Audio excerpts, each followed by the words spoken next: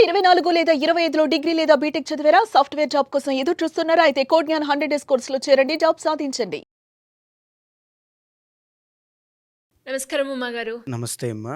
మీనరాశి వారికి ఈ ఆగస్టు మాసంలో గ్రహ సంచారం ఏ విధంగా ఉండబోతుంది?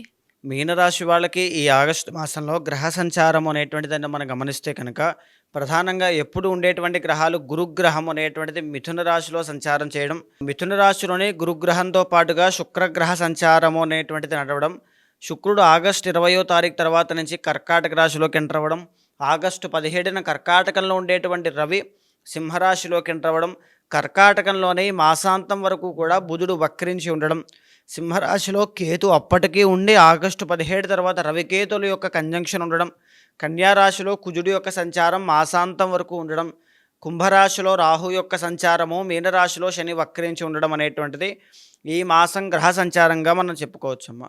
అదేవిధంగా మరి మీనరాశి వారికి కనుక మనం చూస్తే విద్యాపరంగా కావచ్చు, ఉద్యోగపరంగా, కుటుంబ పరంగా, వివాహపరంగా ఈ ఆగస్టు మాసంలో ఎలా ఉండబోతుంది? ఏ ఏ పరిస్థితుల్లో వాళ్ళు జాగ్రత్త పాటించాల్సిన అవసరం ఉందంటారు ఉమాగారు? తప్పకుండా అండి. మీనరాశి వాళ్ళకి ఈ మాసము 4 గ్రహాలు బాగా యోగిస్తున్నాయండి. చతుర్థ స్థానంలో శుక్రగ్రహ సంచారము, షష్టంలో కేతువు, ఆగస్టు 17 తర్వాత రవి బలము, చంద్రబలంతో కలిపి 4 గ్రహాలు బాగా యోగిస్తూ ఉన్నాయమ్మా. ప్రధానంగా ప్రతికూలంగా ఉండేటువంటి దాన్ని మనం చూస్తే శని వక్రించి జన్మంలో ప్రయాణం చేస్తూ ప్రతికూలమైన పరిస్థితులు ఇస్తూ ఉన్నారు. 12వ స్థానంలో రాహుగ్రహ సంచారం ప్రతికూలమైన పరిస్థితులు ఇస్తోంది. చతుర్థంలో గురుగ్రహ సంచారం ఇబ్బందికరంగా ఉంది. పంచమంలో రవి బలము అనేటువంటిది ఆగస్టు 17 వరకు లేదు. పంచమంలోనే బుధగ్రహ సంచారము అనేటువంటిది వక్రించడం వల్ల కాస్త ఇబ్బందికరంగా ఉంది అని చెప్పుకోవచ్చు. తర్వాత సప్తమంలో కుజగ్రహ సంచారము ప్రతికూలమైన పరిస్థితులు ఇస్తోంది. అయితే ఇక్కడ మీనరాశి వాళ్ళకే ప్రధానంగా నృత్య, గీత, వాద్యాది రంగాలు, సినీ, నాటక కళారంగాలు, ప్రముఖమైనటువంటి క్రియేటివ్ ఫీల్డ్స్లో అన్నిట్లోనూ కూడా బాగా రాణించి అవకాశాలు, ఆదరణ అన్నీ కూడా చాలా బాగుండేటువంటి అవకాశం చాలా బాగుందండి. శుక్రబలం ఉంది కాబట్టి. శుక్రబలం ఉన్నప్పుడు చతుర్థంలో ఉంది కాబట్టి కుటుంబ పరంగా నూతన వస్త్ర వాహన యోగాలు అనేటువంటివి కనబడతాయి. విందు వినోద కార్యక్రమాల్లో పాల్గొనడం, అందరూ కలిసి సరదాగా గడిపేటువంటి మధుర క్షణాలన్నీ కూడా అనుభూతి చెందుతారు. షష్టంలో కేతుగ్రహ సంచారము ఆరోగ్య ఇబ్బందుల్ని అధిగమించి సంపూర్ణమైన ఆరోగ్యాన్ని ఇచ్చేటువంటి యోగంగా చెప్పుకోవచ్చు. తరువాత రుణబాధల నుంచి బయటికి తీసుకొచ్చేటువంటి యోగంగా, శత్రువుల మీద ఆధిక్యత ప్రదర్శించేటువంటి యోగంగా చెప్పుకోవచ్చు. అలాగనే స్వల్ప ఇబ్బంది ఎలాగా అంటే రుణబాధల విషయంలో కాస్త టెన్షన్లు ఉంటాయి. శత్రువుల పట్ల కాస్త భయము అనేటువంటిది ఉంటుంది. ఎందుకంటే ఎప్పుడు ఏ నిమిషాన్ని ఏం జరుగుతుంది అనేటువంటిది, ఆరోగ్యం పట్ల కాస్త ఈ యాంగ్జైటీ అనేటువంటిది, ఆందోళన అనేటువంటిది ఖచ్చితంగా కనబడుతుంది. అయితే లగ్నంలో శని వక్రించడం మూలాన స్వల్పమైనటువంటి ఇబ్బందులు ఉంటాయి, బెనిఫిట్స్ కూడా ఉంటాయి.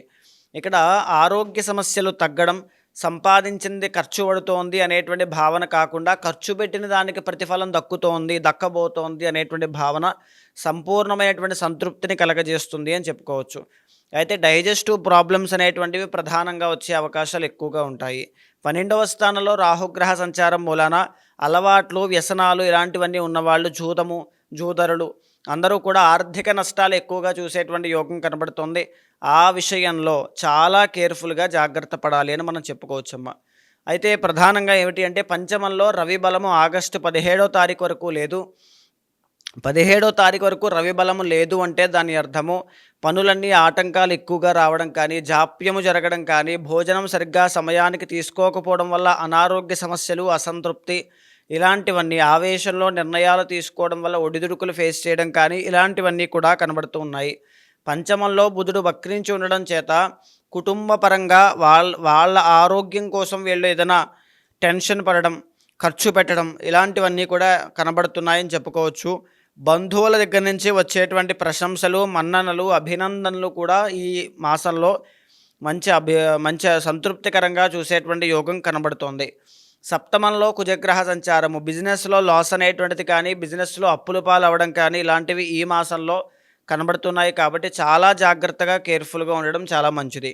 ఎస్పెషల్లీ ఉమ్మడి వ్యాపారం చేసే వాళ్ళకి, లేకపోతే వైవాహిక జీవితంలో కూడా కలహాలకి, తగువులకి, మిస్అండర్స్టాండింగ్స్కి, మిస్కమ్యూనికేషన్కి ఎక్కడా కూడా తావివ్వకుండా జాగ్రత్త పడండి.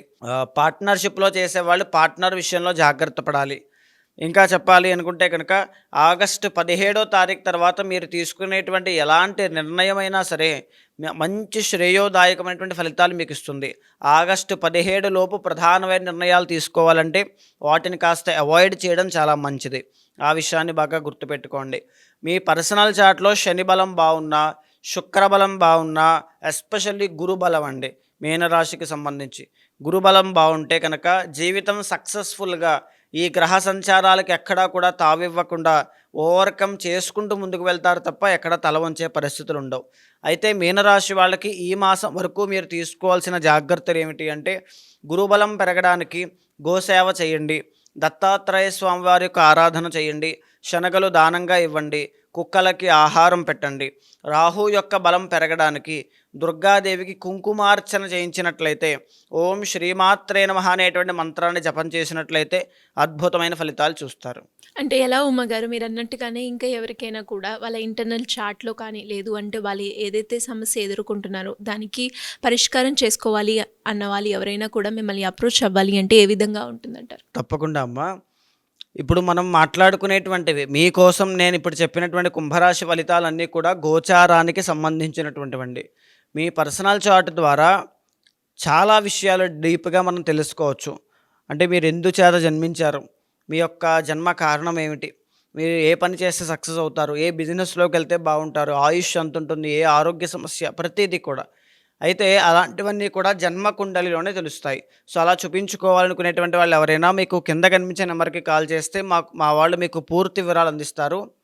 తప్పకుండా మీ యొక్క జన్మ కుండలిని చూసిన తర్వాత మీ యొక్క గోచారంతో సమన్వయం చేస్తూ ఏదైనా దోషాలుంటే నేనే శాంతి పరిహారములు మీతో ఆచరింపజేసి భగవత్ అనుగ్రహం కలిగేలా చేస్తాను. థ్యాంక్ యూ ఉమ్మగారు, థ్యాంక్ యూ సో మచ్. నమస్తే అమ్మ.